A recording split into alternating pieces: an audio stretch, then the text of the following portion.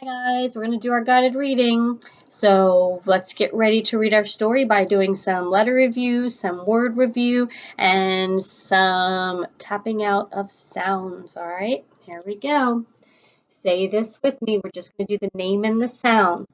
A, B, B, C, K, D, D, E, Ed, F, G, G, H, I, J, J, K, K, L, M, N, O, P, P, Q, R, S, T, U, V, W, X, Y, Z. All right. Next thing I want to look at is some words. All right. So remember, when we want to read some words that we're not sure, we look at the beginning sound, the middle sound, and the end sound. And we can tap them out with our fingers like I taught you, and then we blend them together. So the first sound we're going to put together, ip, rip. This one, sub, sub, ten, lad, lad, pot, pot, bat, app, nap, yet. All right, that's how we are going to work on our sounds in our story. All right, let's look at some of our trick words we might see in the story. What's that word? What? W-H-A-T, what? W-H-A-T, what? W-H-A-T, what? Good job. Next word is see. S-E-E-C. S-E-E-C. S-E-E-C. And the last one that we might see in the story, this. T-H-I-S, this.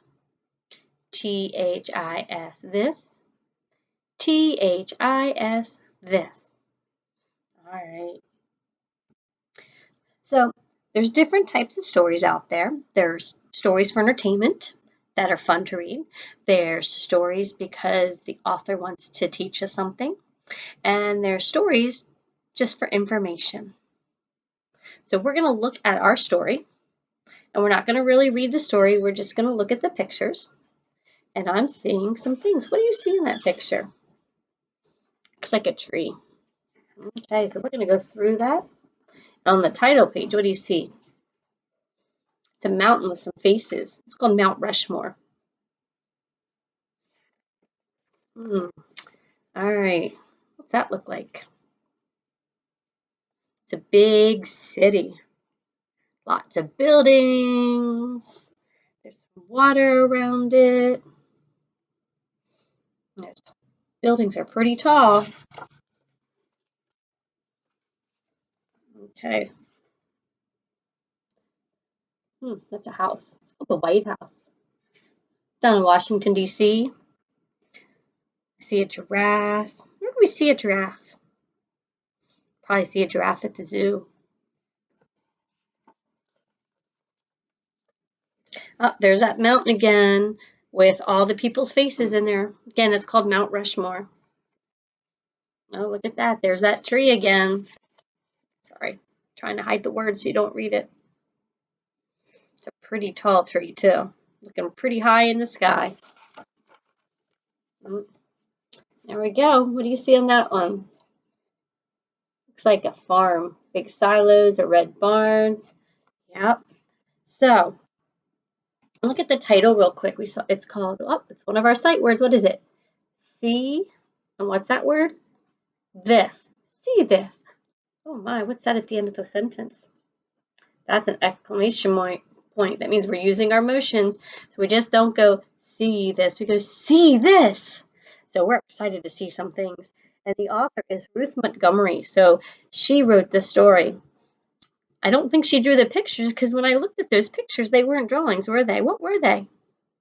They were They were photographs, or they were using photography. So this book is going to be informational. So it's going to tell us some things. So before we sign off, we saw this in our story. That's an exclamation. And those exclamation marks at the end of a sentence means we're using our emotions. We might be happy, we might be excited, we might be angry, and we might be sad. And we talked about that. That's a period. A period tells you to stop. A period also is telling me something. So when I see a period at the end of my sentence, it's a telling sentence. And last, we're going to see this. It's a question mark. And a question mark means I'm asking a question. All right, so before we go, we're going to read a couple of sentences. So I'm going to use our trick words, our words that we've been learning, and I'm going to write a sentence down, and you are going to practice reading them. Now, just because that's an uppercase H doesn't mean it changes my word.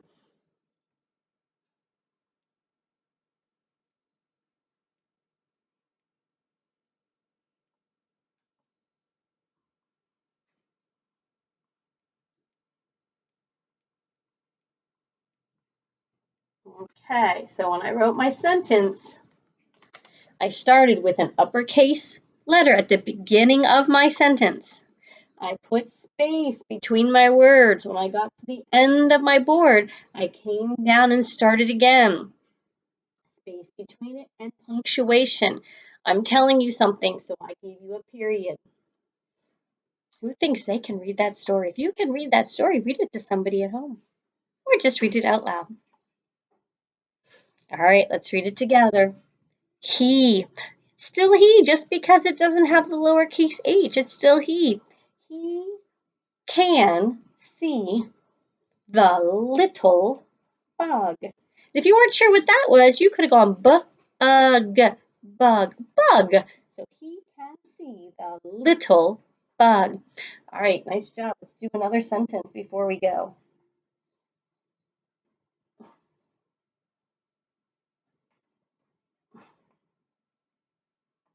All right.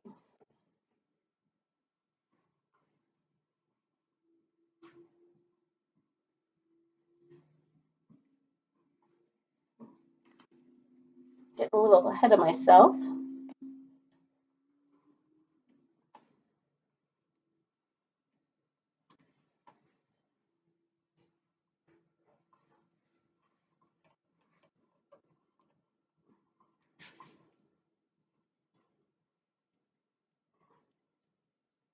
All right.